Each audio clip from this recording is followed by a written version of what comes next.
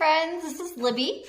I am starting my very first YouTube channel today. So I wanted to come and talk about books, and I just wanted to start out by saying, grab yourself something comfortable to wear, maybe a blanket, a cup of tea or coffee, whatever makes you happy. And we want to talk about why I'm here today, I guess. And I didn't want to really get into the questions. I know there's official newbie questions that you can answer, but my dog, Luna, questions you can answer, but I didn't want to do that. It just seems like it can get a little boring. So I'll tell you a little bit about myself just naturally, why I'm here. Yes, the title's kind of funny. I have given up on dating in favor of a YouTube channel. Why? You might ask. Why would I want to do that? Well, dating, you know how dating is no fun.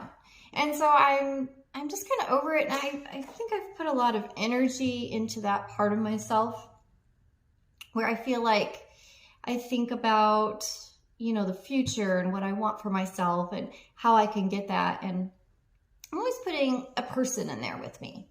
I want to enjoy that kind of life with another person. And of course, I think we all want that, and that's something very natural to want. But I want to focus on what I can control and what I love and what comes naturally to me. And I can tell you that I have not found one man who I have dated who reads a book, and unless they're forced to. So I don't know. I live in the Midwest. It's kind of, non-intellectual in this mid-sized city where I live. And I need people to talk to. I need to talk about books. I need to talk about what's important to me and be authentic in that way. I'm just finding that the people surrounding me they're lovely people. They're great people, but they're just not ones who get me and get what really makes me excited and happy and all of those things. And I think looking at some new YouTubers, booktubers, seeing that that's a similar theme going around, that people are not finding other people to communicate with, have community with, who love the same things. And that was one thing that really drew me to YouTube. My son was watching YouTube, and I was, always the gamer videos and that kind of thing. And for me, I always thought, oh, YouTube, whatever. It's silly, just people. They're just people, But one day I looked up something for myself on there, and I thought, you know what? This is amazing, because there was this whole community of people out there who love the same things I love. And it was just so exciting to me. So exciting. So it's been a little journey to want to have my own channel. And I think that's just because I want to speak. I want to talk and have some community and see what people think. And I also, a lot of booktubes are about book hauls and really quick, this book. And I really want to get kind of a little deeper into my thoughts about books, because I want to discuss them a little more and see what other people are thinking too. So that's a little bit of background there. How did I get into reading? I can't remember not reading. I can't remember books not mattering to me. I was a little kid. I read Charlie and the Chocolate Factory is one of the first ones I can remember. Pippi Longstocking, a great book called Caddy Woodlawn. I have so many, and I would just read them over and over and over again. It was one thing we were allowed to do as kids was get books. So we didn't get gifts outside of holidays, but books were allowed. And so that was one thing. We always got a book when we went on vacation. It was a big thing to go to the store and get a book. and take it with us. And I also lived in the country, so I didn't really have that neighborhood of kids to associate with. So for me, I needed friends, and books were always my friends. They were always there for me. They always have been. They always will be. And I think that's so important to have something, and I assume if you're here, for you, it's books, or one of the things that you love is books. Of course, I love many things. Love the outdoors. My favorite place to read is the hammock in the backyard in the summer. So, I think we have a lot to talk about, and I hope that you will enjoy it here, and definitely comment if you want. Tell me what you'd like to see here, because, I'm open to that. So the kinds of books I like to read, I'm definitely a fiction girl. I read some select nonfiction. It's usually, I don't know, scientific type things, which is kind of strange, but I love that sort of thing. I love classics. So anything British I love. Dickens, Austen, Thomas Hardy, Elizabeth Gaskell, Bronte's. I'm running out of ideas, but there's plenty. There's so many. I love classics in general. So I love anything on the American South. I love, right now I'm reading War and Peace. So into kind of the Russian history, and again, history, historical novels, anything like that is really fascinating to me. I love to learn about other places, other people, other cultures. I have read some excellent books this past year or two. Excellent books that I'm going to do a whole show on. I think those kind of books that bring you into another culture and really let you absorb that. And those books, what I love about them most, besides the fact that I just get to know people, other cultures, is those books take me around the world. I want to travel so bad, and I haven't really gotten to do that except around the US. And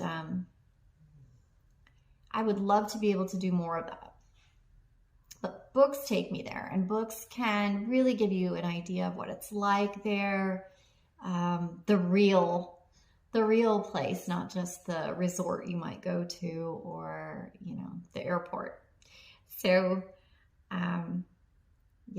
life beyond the beach, I guess.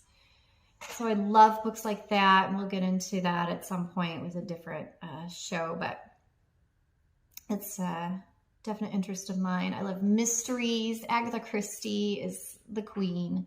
I love, new mysteries as well. I like some cozy stuff. I like cozy reads once in a while. I also like some crime sort of thrillers, such as The Girl with the Dragon Tattoo. I love some YA, especially if it has either a mystery to it or some kind of multicultural aspect to it. I love, what else do I love? History, classic, Southern mysteries. Philip Pullman. That's what really got me into fantasy. I've never really read fantasy books, but the Philip Pullman series, the Golden Compass, the whole His Dark Materials trilogy is fabulous. If you have not read it, read it, because it was just amazing. I just loved it. So definitely read that if you're into fantasy at all. Even if you're not, if you're just into like anything magical, that's good for that as well. And that brings me to another. I love anything with a hint of magic in it, maybe a lot of magic in it, but I love Alice Hoffman books. She just puts the right blend of magic into everything. I think makes it a little whimsical. She makes everything that's dark beautiful, which I think is fabulous. I actually met her and got her to sign a book. So she's the only author I've ever met. And that was a big day for me to meet Alice Hoffman. She's kind of a hero.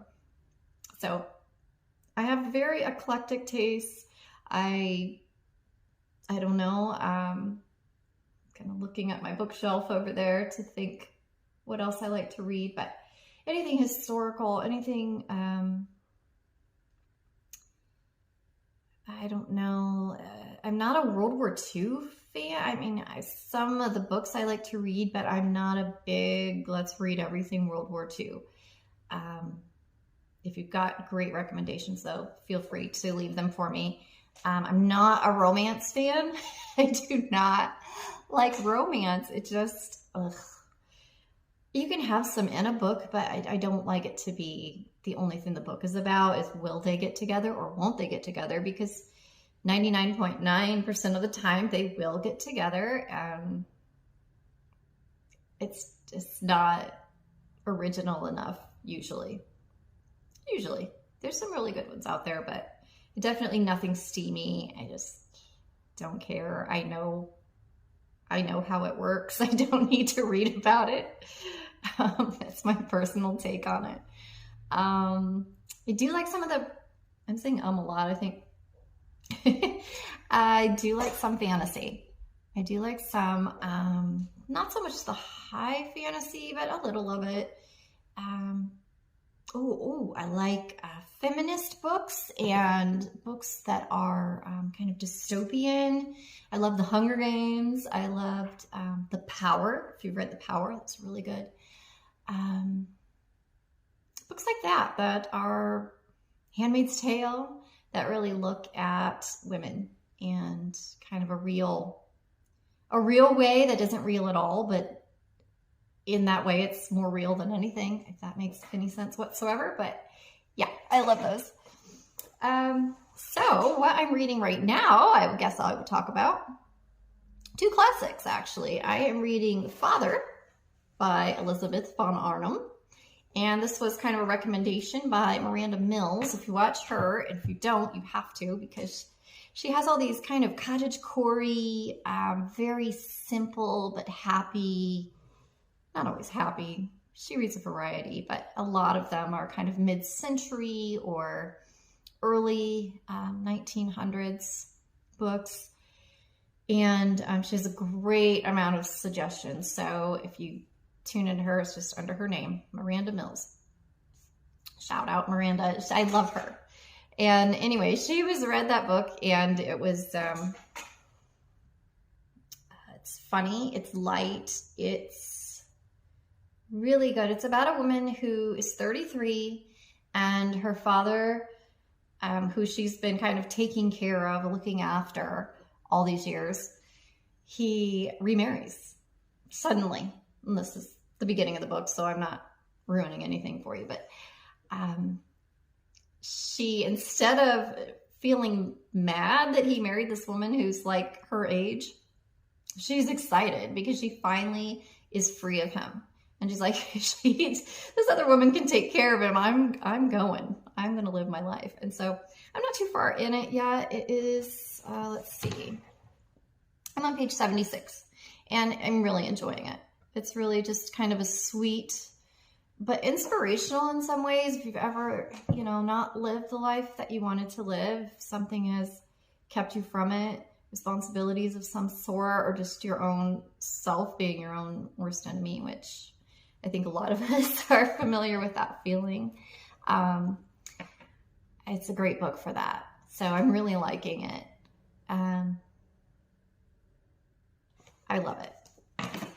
And then I'm also reading War and Peace. And I have this beautiful, beautiful copy. I love this copy. I was a little sad because my mom bought this for me for Christmas. And look, it's got this gorgeous end papers, but it's ripped. And she didn't know it. She ordered it online, so she had no idea.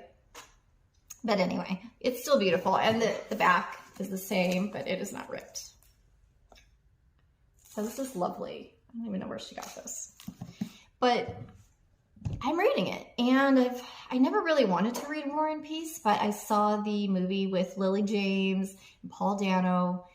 Oh, it was so good. So good. If you haven't seen that, you need to watch it because it will make you a believer.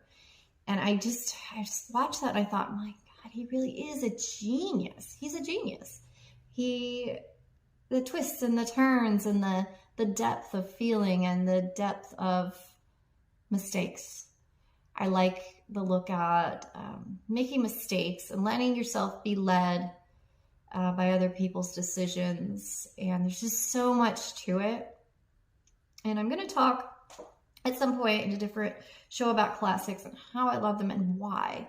And I think there's kind of a movement away from classics. I noticed like my son's in school and he's not really reading classics. He's reading more just modern things, which is fine. I don't see anything wrong with that, but I do think the classics are important for a lot of reasons. And I do want to talk about that at some point. But War and Peace, definitely, it's good. I'm only 300 pages in. And you guys, this book, it's like the Bible with, you know, the very tissue-y, thin pages. And you can see how very tiny that print is. So it's a lot. But I want to do a thing where I'm reading like 50 pages a day or 100 pages a day so I can get through it because it is 1,200 pages long. And I realize that's intimidating for everybody, but including myself. But it's something I want to do. So I'm going to read it and I'm loving it so far. The war part is kind of boring, but not too boring. It still has some good things in it. And then the part with the romance, the life itself, the peace, I guess, which is kind of tongue-in-cheek, I think, for him, because it wasn't very peaceful for a lot of the characters in that book. And I'm just excited to see where it goes and how it's different from the movie, because I love the movie so much. Or it's like a series. I think it was a BBC production, if I'm not mistaken. So those are what I'm reading right now. Next up is going to be, I think it's called The Mystery of Mrs. Christie. And it is about Agatha Christie, her disappearance. Because if you don't know this history of her, she was cheated on by her first husband. In response, she disappeared. And they kind of call it faking her own death. I haven't read the book, so I don't know exactly what took place. I just know she vanished for a couple of days, and it kind of made it look like he had done away with her, which I thought was so brilliant and perfect for a mystery writer. And so anyway, it's about that. I don't know how truthful it is, how fictional it is, but we'll see. And I am super excited about reading that, and hopefully I'll like it. I don't like everything I read, and I don't finish things if I don't like them. So I'll let you know how I feel about that one. And I'll let you know about these too when I'm farther in or done. And next time we'll talk about something exciting, something new. So if you want, you can like this video, you can subscribe. That would be so great. I'd be so honored. And if you want to join me on this journey, tune back in. Thanks so much.